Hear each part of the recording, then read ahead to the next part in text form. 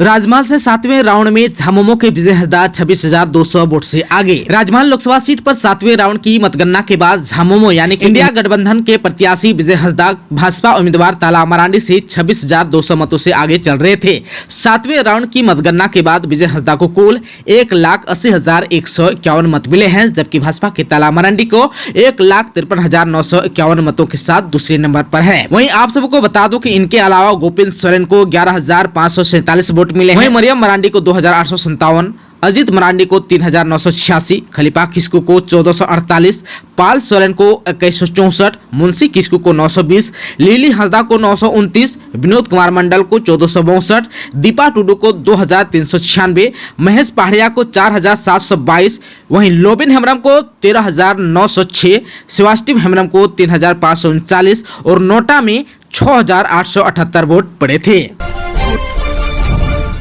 गांडे विधानसभा उपचुनाव में 26,483 वोटों से जीती हैं कल्पना सोरेन, बीजेपी के दिलीप वर्मा को हराया।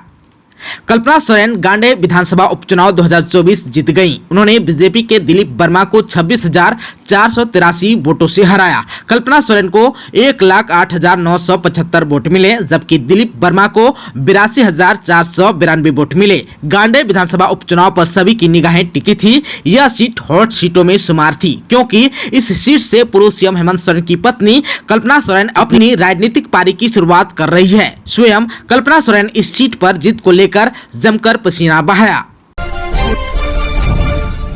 गिरिडीह लोकसभा में चंद्रप्रकाश चौधरी और जयराम महतो के समर्थक भिड़े, आजसू के कैंप में तोड़फोड़।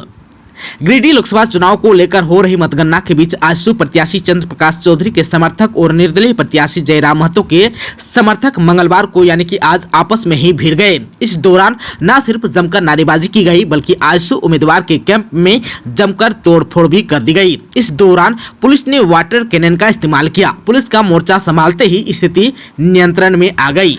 आप सबको बता दूं कि झारखंड की 14 लोकसभा सीटों के लिए आज मंगलवार को मतगणना हो रही है। इसी क्रम में गिरिडीह लोकसभा सीट के लिए बोकारो में मतगणना हो रही है।